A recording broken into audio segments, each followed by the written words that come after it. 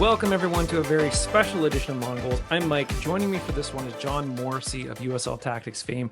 This is an exciting show because John is known for his ability to quickly dissect a game at a tactical level and understand it in a way that most of us can't comprehend. And he's going to teach us how to look for certain things so that we can all better understand the chess match that's often happening on the field beyond just goals for or against. If you're listening to this on your podcast player of choice, I encourage you to check out the show over on YouTube. John has shared some clips from recent USL games that he'll be breaking down to help us understand how to watch games in a deeper way. And being able to see the clips will better help you to understand the concepts that he's teaching. That said, you'll still be able to enjoy the show in a purely audio format. With all that out of the way, on with the show. John, welcome back, man. Good to see you. Yeah, really excited to come on. I was thinking, I think the first time I ever did a USL podcast was Mongols. So really like a nice little reunion here. It was funny because literally at dinner, I was like, "Oh yeah, I'm doing the show with our buddy John," and they were like, "Who's that?" And I was like, "Well, funny enough, like I remember how like your journey you sort of started just by putting some stuff up on Twitter, and we were like, "Who is this guy?" And so we got you in and started talking to you, and then you just blew up. So yeah, no, I'll always love talking to you. How's life been, man? It's been good. I mean, well, way back then I was still in college, so Yeah. transitioning into like the real world, trying to kind of balance work and life and covering a professional sport has tended to be a little bit weird and hectic, but I can't complain. It's busy, but it's fun. Yeah. Good. Good. Well, so the reason why we wanted to have you on is that I think you were widely sort of recognized as being one of the USL's top like tacticians, maybe we'll say, or tactical analysts. Yeah. And so really I just kind of want to get inside your head and sort of better understand the game at sort of the chess match level that we know a lot of the managers are coaching at. But I think for a lot of fans, when we watch a game, we kind of think we know what's going on, but in reality, it's more of just a like who scored more goals. Yeah, they're the better team, and that's not always the case. And so, I asked you to sort of do what you do and kind of share with us, all of the magic that you're able to distill, and you distill extremely quickly. I've told you multiple times over the years. I don't know how you do it with the time frame that you have. I don't think you sleep. Um, but I guess first and foremost, how did you even get started sort of doing, technical analysting or being a tactical analyst, if that's the title that you would give yourself? No, I think that is a fair title, give or take. I mean, since I started following sports closely, like as a kid, and really in I think a lot of walks of life, I've always been fairly nerdy, fairly analytical, like having that desire to kind of try to understand things on that deeper level. And so at a certain point, I recognized, hey, there's this soccer league, and I'm from Indianapolis. I've been a fan of the Indy 11. Like, so I'm following the USL. And as I try to get into it, there's really a dearth of people talking about tactics, talking about strategy, really any media coverage at all at a national level, if we're being serious. Mm-hmm.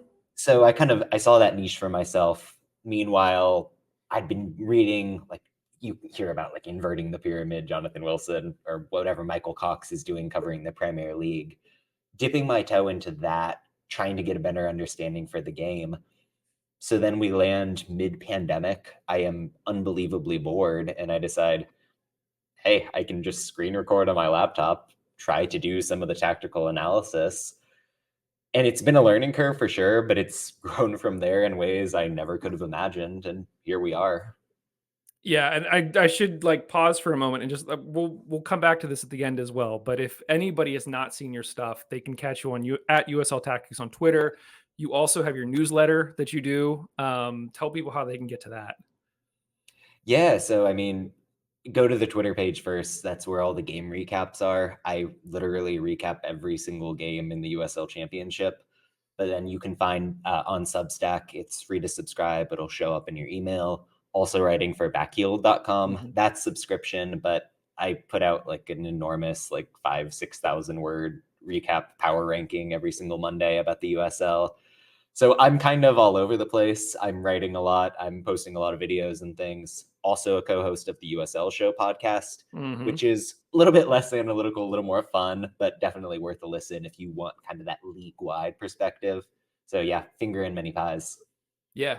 So, okay, before we actually dive into looking at some of these clips and trying to understand how to break them down, is there any work that you do before a game to sort of understand it at a deeper level so that when you go in you have like a baseline of understanding that you can work with? Yeah, in the absolute immediate term, I'm looking at the lineup. I'm trying to see, okay, looking at this group of players, do I have a sense of this guy who they've decided to start at striker means that they might try to play more long balls? Or they've just signed a new winger on loan. He's kind of quick. Maybe they're trying to hit out on the counter attack. For certain teams who are like publishing a lineup graphic in a shape, it makes it very easy for me. For certain teams, a la the Riverhounds, who are kind of Yeah. just throwing it up in, I think, numerical order. Yes. And given that Bob Lilly is like the king of adjusting every week, it very much like I'm often breaking out a sheet of paper trying to write down, okay, who might be playing where, what does that mean for the formation? But I think that's like the basic step. I'm sort of in the privileged position of like having made this an obsession. I have the sense of how a team might play. Like last year, if I dipped my toe into USL League One, for instance, I would just go back and watch an entire match that a team played to try to get the sense of, okay, they're playing in this formation.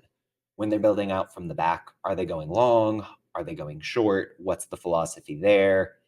Like, do they hold a high defensive line? Like, it's easy to say, like, yeah, just grind tape, but that really is the best way to get a feel for what a team is doing and have that level of preparation, understand maybe what trends are at play that might continue. What does it mean if those trends aren't continuing? So yeah, it's simple, but like that's the best way to get ready.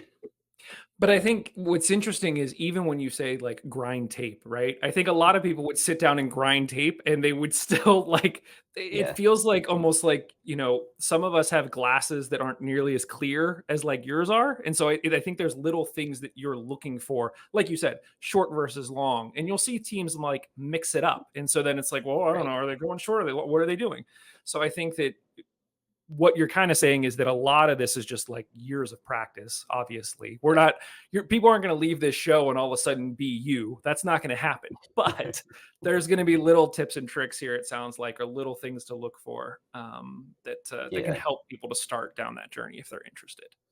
Yeah, and before we get into it, I think it really is like a game of pattern analysis almost. You're looking to see, yeah, a team is going long, but what scenario are they choosing to do that in? Mm, Yes, they're pressing, but what specific thing that the other team was doing encouraged them to press up and try to win the ball back? Like learning the little ticks that every team has, that's really the challenge. yeah, for sure. Well, should we get into it? Do you want to start breaking down Sure. some? Would you say grinding some tape? Grinding some tape. All right, so here we're gonna put up the first clip, and first of all, do you want to sort of like talk through what this is, and then we'll sort of put it up. And we can talk about it. Yeah, so I mean, I just kind of mentioned with Pittsburgh and the Riverhounds, they're often a team that can change shapes and the formation that they're playing, especially early in the season, right? Like I'm remembering a game at Phoenix where Bob Lilly decided kind of out of nowhere to put them into a 4-2-3-1 shape, which in essence means that when you're defending in your own area, you're using four defenders.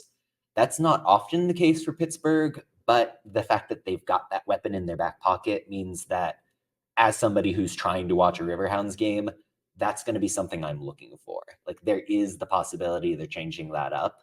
And so the clip here is going to be showing a moment where Pittsburgh's getting back into their own area, settling in, and you're going to be able to see with the shape on the pitch and knowing who the players that have started in this game are, you're going to be able to identify that they're in a back five.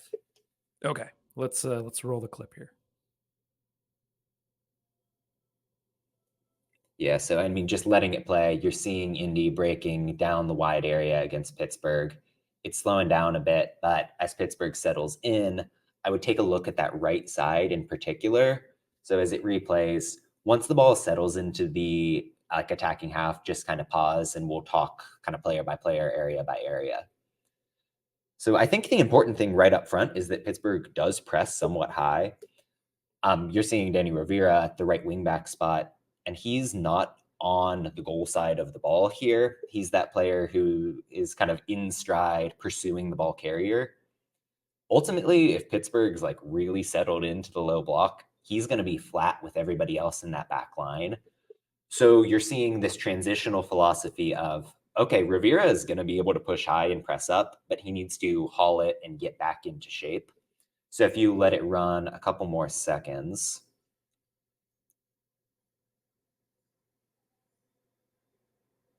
yeah, and just kind of pause here.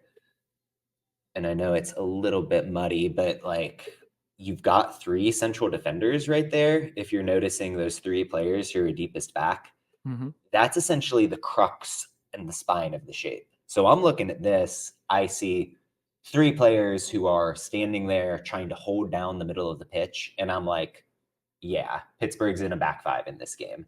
And I should give the caveat right now, back three, back five, always the same thing in soccer, essentially. Those wingback players, Rovira here, Junior Eto would be the guy on the left, I assume, in this game, just because that's usually where he's playing. They're able to attack and really give you width, but when push comes to shove and you're defending, they want to drop as low as possible. So I'm seeing this shape. I feel pretty good about the fact, okay, Pittsburgh is playing a back five. It's informed by Indy's formation in this game as well. Like the 11 started the year as a back four team. Once they made the change and adopted a back five of their own, they really started to play well. So it made it a no-brainer, for instance, in this matchup to say, cool, we're going to match them shape for shape and see what gives. Yeah. Okay. Good stuff. Should we move on to the next clip? Yeah, definitely. And it'll kind of speak to what I was just getting at with Indy, where they are a bit odd because you would call it a 3-5-2, something like that on paper. One of those midfielders, Sebastian Guenzati, kind of a legendary striker in the USL and NASL. Like he's a guy who's known to be a goal scorer. Often for the past 2 seasons, he's held this in-between role where defensively, he's going to sit back, he's going to be part of that midfield. But when Indy attacks, he's moving up, he's trying to contest headers, and that philosophy is going to be on show here. All right, let's roll it.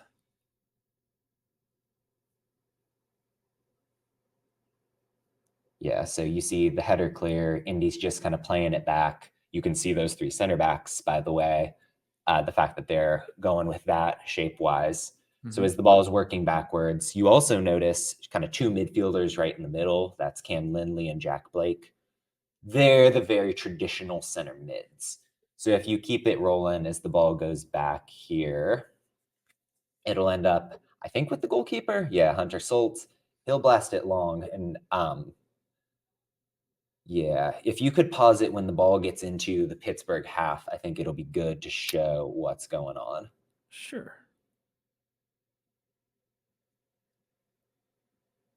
Yeah, so right about there. Yeah, you're seeing 3 forwards for Indy, right? They're attacking from the right side of the screen to the left. That guy in the middle, that's Sebastian Guenzati, who, if we were looking at this defensively, he would be dropping very low in the midfield, probably like marking Canardo Forbes or Danny Griffin. So Indy has this kind of phase-based approach where they often play very long to try to get the ball into the opposing half of the field, and they're not afraid to push numbers up when they're doing so. But then when you're defending, it's a completely different philosophy. Pack it in, see what you can do in your own area, and really try to hold firm. When this clip was recorded, that was really kind of a question mark with Indy. Like they were still in that sort of will they, won't they? What is the formation? What's the identity? So it's a really useful signifier of, okay, the 11 are going to keep pursuing this specific game plan. And Indy is a team, to something that we talked about earlier, that they have that variety of when are they going to play long, when are they going to play short. If Indy is playing on a goal kick, if Indy is just restarting from the back in a dead ball situation, they're almost always going to go long because they don't want to let a team get into the press.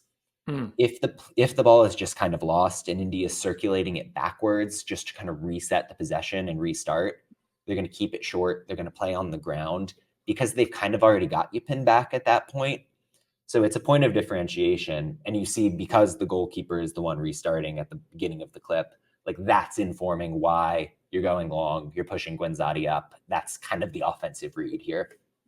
One of the things that you said as you were sort of describing this clip, and this might be a tip for Yeah. everybody, is when you're trying to understand what's going on, one of the best ways could be to just break it down, just to start into sort of two segments: when the team is defending and when the team is attacking. Because as you said here, Indy at this point would sort of pack it in where they're defending, but when they're attacking, it's more long balls over the top, and then it's a whole different um, uh, series of play that's Yeah. occurring. Yeah, absolutely. Yeah.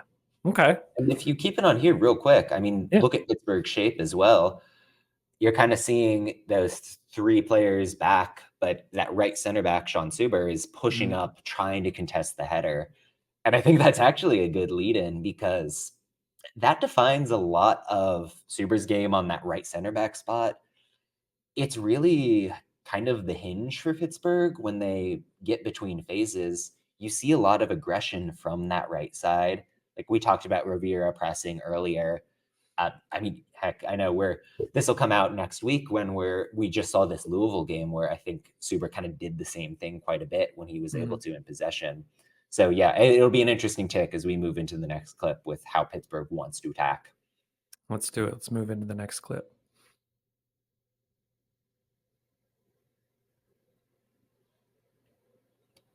Yeah, so as the play just kind of runs through to give you the sense of it, you're seeing right away that that is a defender on the ball who's starting out and playing the ball into the final third. And if you kind of pause it there, right, like you're seeing Pittsburgh's in a back three on paper, but because Indy is really kind of hedged over to that far side of the field, Super has acres of space to move into, right? Mhm. A lot of teams would tell their central defender, you're a defender, don't carry the ball, don't try to dribble. Pittsburgh has chosen willingly to say, okay, we know Indy is a little bit narrow and a little bit susceptible to getting caught on one side of the field. So we're going to build that into our system. We're going to allow a defender to carry forward into the attacking half. And if you kind of hit play on that, you can see how that plays out relative to Indy's shape. Like they're still not recovering. Super's going to be able to carry the ball into attack. And if you pause once more, yeah, perfect. So this is again, you've got Rivera at that wingback spot. He's trying to stretch the field and make Indy spread out in the attacking third. There's sort of this dynamic from back to front where it's advantageous if Indy is quite narrow towards the back end. Then you're able to get around the edge and get into attack. Well, then the defense is going to have more players in compact space. You want them to give up some sort of hole that lets you get right at the face of goal. So oftentimes when a team is attacking, like say you're in a 4-2-3-1, a very normal shape, by the time you've advanced into the final third, you almost create this like opposite Christmas tree, like an upside down triangle sort of look, because you want to get as many players upfield asking questions of the defense as you can. And that's really what you're seeing here. You've got this almost passing triangle with Suber, number 5, right there towards the near side of the screen, Rivera at the far right as that wing back, and then two players in the central area right on the edge of the box, giving you two potential outlets for advancing the ball towards the middle of the park. I think the other thing I would notice here if I'm watching this game is the positioning of both of those players in the middle. Like Pittsburgh, a lot of the time, defends with three midfielders. One of those midfielders is going to be able to advance higher upfield towards the box. That's been Robbie Mertz for most of the season. We've seen it a bit with Canardo Forbes, but you're getting the evidence of it here while they're building out, while they're getting into attack. And I think it's just important to understand like that's the principle they're playing with in terms of the positions, in terms of the interchange that they're giving you. Yeah, for sure. This is great. On to the next clip. Yeah, definitely. Let's do it. So we're going to have San Antonio here, and San Antonio is one of the most distinct teams that there is in the entire USL. I think if you want to understand what does high pressure look like, San Antonio is really the team that gives you the evidence of it. So if you let the play run just for a second or two, once you start to see some players flooding upfield, like pause right there, that player who's about to get passed by is one of their wingbacks. You've got the midfielders elsewhere in the example. San Antonio doesn't really care about staying compact, which I think is rare across the league. They really prefer to kind of man mark you. So oftentimes in a defensive system, players are assigned to defend a specific zone of the field, right? Like you're not going to say, okay, I am following a certain player wherever he makes a move. You want a player to defend an area, deny passing lanes into that area. San Antonio is different because they want each of their players to match up against the nearest guy to them and close down as aggressively as they can whenever that player is going to get the ball. So you see the consequence of it here.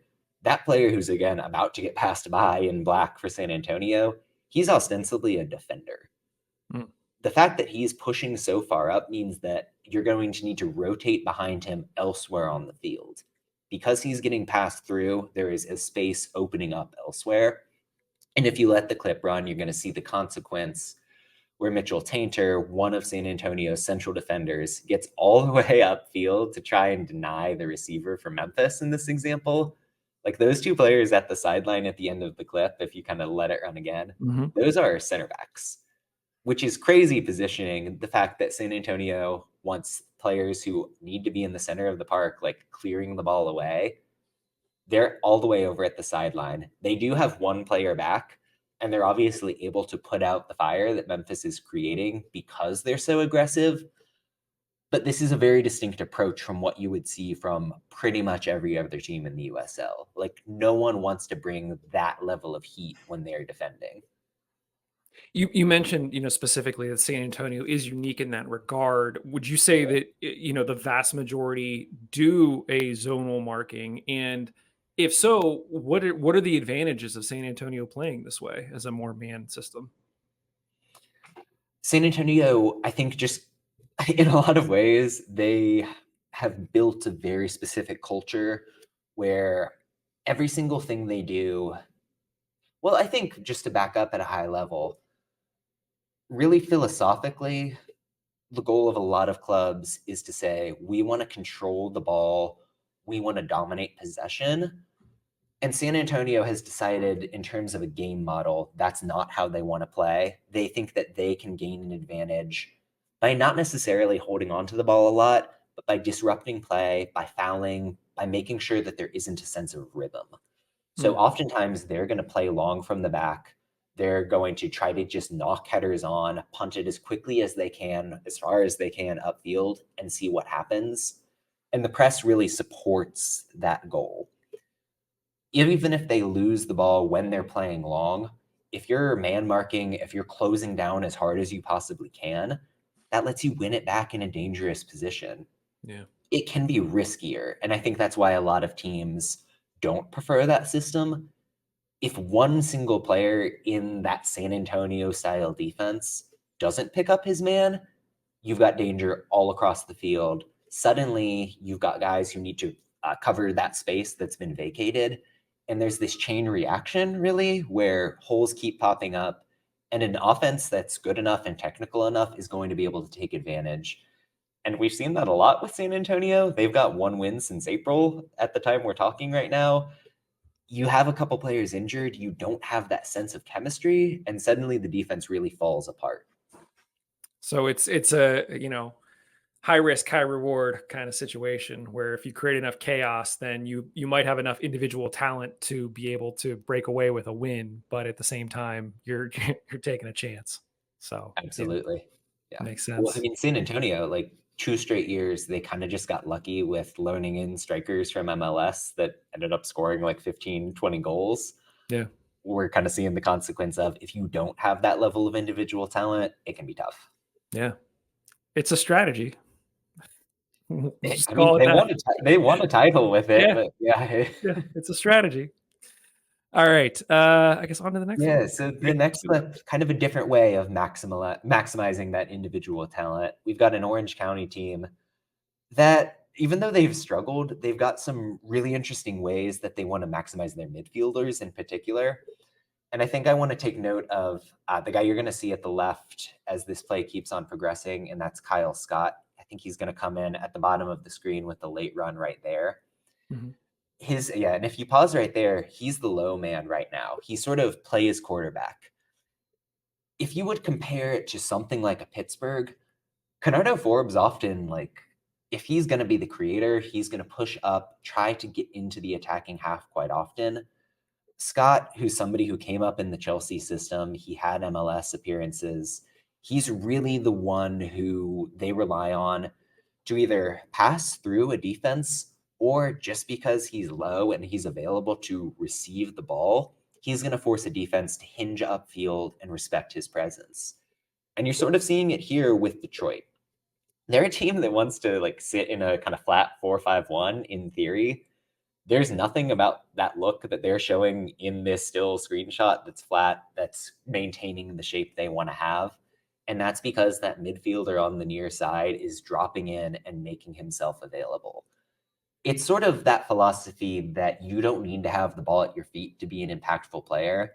Some talents within the USL and within soccer at large, like if the defense knows that they are going to cause problems, they have to change their entire approach to respect what the guy is doing. And so if you let the play run, Orange County knows that Detroit doesn't quite have their structure. So they're just going to try to play a long ball over them ultimately.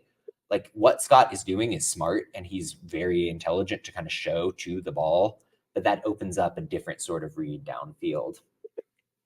Yeah, and so as you see the play go, because of the shifting that went on, Orange County has that open player on the left. And if you pause when the ball gets cut back, and we'll let it run through just to get to that point, Scott also has the intelligence to know, sweet, what I did bent the defense. Now I can advance into the final third. Now I can get a touch in a dangerous area. And I'm confident in myself as a passer that I can hit that player on the left again. I can serve across if need be. I can dribble possibly. Like you're opening up so many options for teammates. You're stretching the field. And that's really by design for Orange County. This was a club that in 2023, 2022, they had Milan Alaski, who was this magical scorer who could change games in one fell swoop. This season, they've had to rely on team play, maximize players in a different sort of manner. And the way that they've manipulated Scott as that deep-lying creator and forced defenses to react is really kind of primary to their strategy. I think one of the things that's interesting about what you're talking about here is so often people like to talk about things just like formations and how do these formations interact with each other. But, we talk about this being a chess match. It's clearly so much deeper than that because it's not just formations, it's the skill set of the individuals that you have in each one of those positions.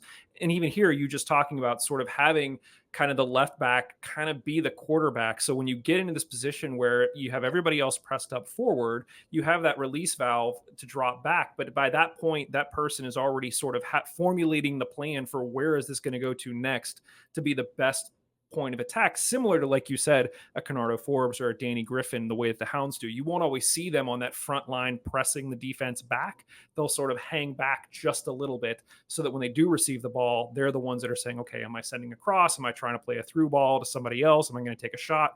What am I going to do? But this is all part of it, of just, this is a move. You push the defense back so that you have the space to then attack or to do something else with. And I think the other interesting aspect here is anybody who was looking at Orange County on paper would be like, okay, cool. They're a team that uses a back four. Because they're keeping that player low on the left side, they're essentially attacking with a back three formation. Yeah. Like having that flexibility, building that into your system because you know you have the players to support it. That's a really important bit of variation. And the best teams in the USL know how to have those reads within their system to break that out when they know it's advantageous matchup wise. Yeah, for sure. All right, last video. Yeah, so we're going to get into, frankly, a team that I think might be the most fun to watch in the USL, and that's the Las Vegas Lights out of all teams. oftentimes this season they've used two, like what I would term false nine creators when they're building out. So you're going to see as this play goes on, like this isn't going to be a successful possession for them. They're going to end up in what turns into a 4-2-4 press. But watch how they build. Like if you stop the clip right here, yeah. So they've got two players. This is perfect. They've got one player in the center circle. That's one of their starting strikers who's just getting the ball in the middle of the pitch. That passing option, number 27, who's right near him, that's the other starting striker for Las Vegas. When they're defending, those two are going to be up in the opposing box, getting in somebody's face, doing like classic striker things. But when Las Vegas builds out, they want those guys getting as deep as they can, getting touches. And there's a knock-on effect where you're drawing the defense up because they kind of don't understand what's going on. Like, why is nobody in the central area filling that upfield? Las Vegas also wants to use their wingers quite aggressively. So at the top left of the still right now, that's one of the wingers who's kind of filling the area you would traditionally expect from the forward. Having that variation for a team like Las Vegas makes them really difficult to play against because almost no one else is doing what they do. The fact that they've got kind of four passers in the middle of the park at any given time who can do damage, that makes them incredibly hard to stop for a defense unless you want to take the risk of being too compact, being over aggressive down the middle, and thus leaving space over the top. It hasn't always worked for Vegas. Like I think that they're in 9th or 10th in the West right now. The fact that they're even that good after being pretty miserable for so many years, and the fact that they're doing it with this completely idiosyncratic style, not only is it cool in its own right, but I think it shows that even the worst teams in the USL like have a degree of tactical sophistication that is worth respecting and worth paying attention to. So it's cool on a couple fronts. Yeah. Very, very cool. It makes me wonder, you said that you do end up watching most games and sort of grinding tape and all of that. Roughly what percentage would you say of coaches like do the same thing? Like, are there teams that you look at and you're like, these like three or four teams are going to all try to do the same thing? Or is it the case that every team is kind of unique because every coach is trying to put their own spin on things? I mean, there are teams that are definitely very similar in how they want to play out. I'm trying to think of a good example. Like, boy, if I'm thinking about, say, like Oakland when they were using the 3-4-3 before they changed coaches, and I guess I would say like North Carolina, they played very similar in terms of trying to stay tight, not a lot of interchange between the lines. Like you're not going to see one of the central midfielders making a wild run upfield. Ultimately, neither team was very successful offensively when they were kind of in that somewhat boring and kind of stolid, a little bit slower shape. But like you could see that some of the tenets in terms of the formation, how they want to pass were quite similar. I think philosophically speaking, Tampa Bay and Louisville tend to be quite similar. Like they're teams that use the back three. They aren't afraid of a long ball into their very talented forwards. They're going to counter press you very hard to try to win the ball back.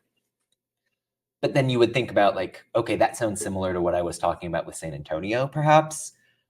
They are much more zonal in how they want to defend when they get back into their area as well.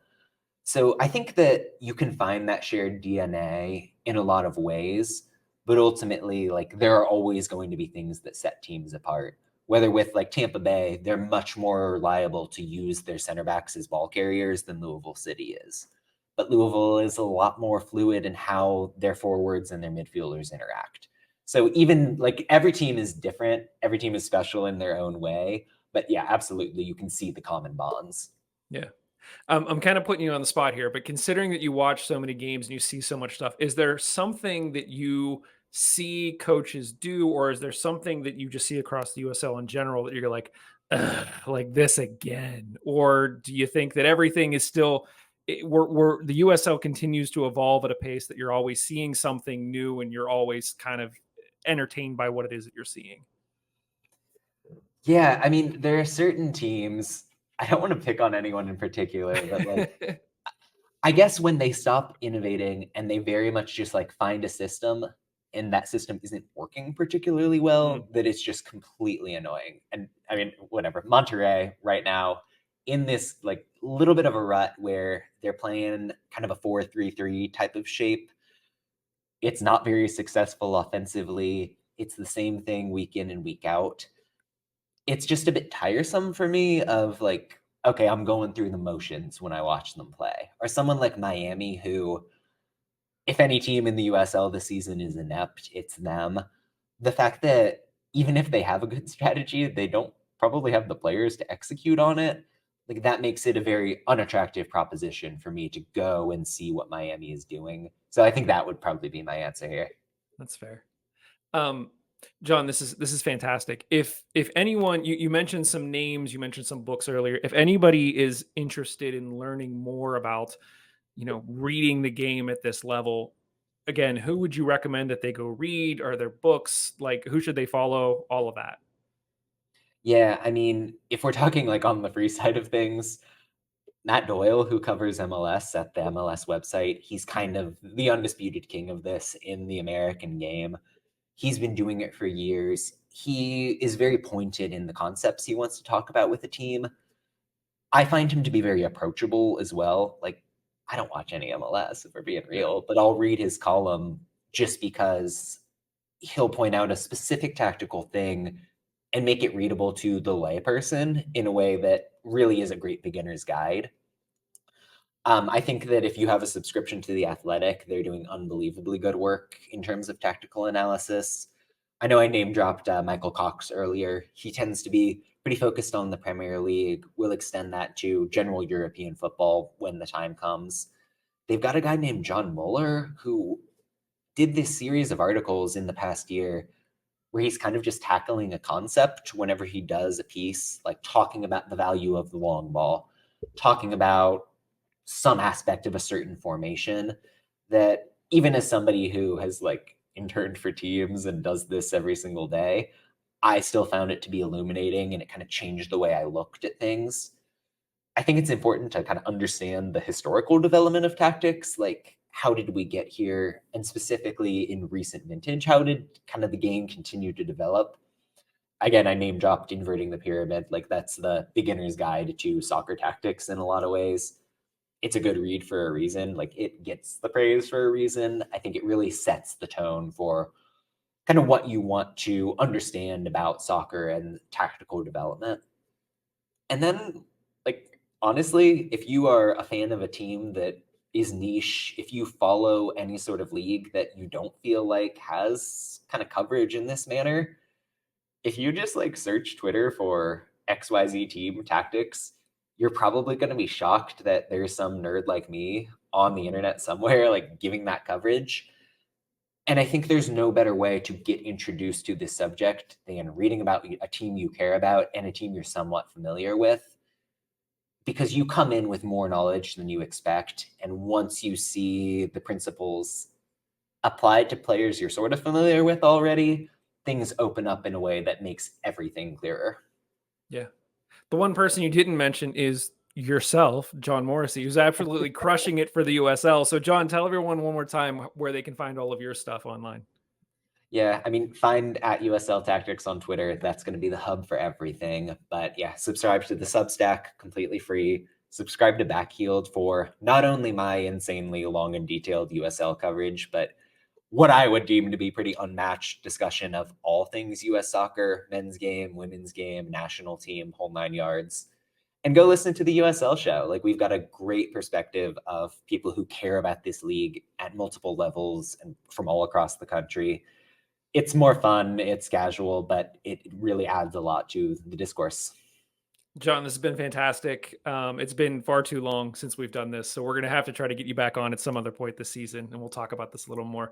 Thanks, man. Really, really appreciate it. Yeah, absolutely. Thanks for having me.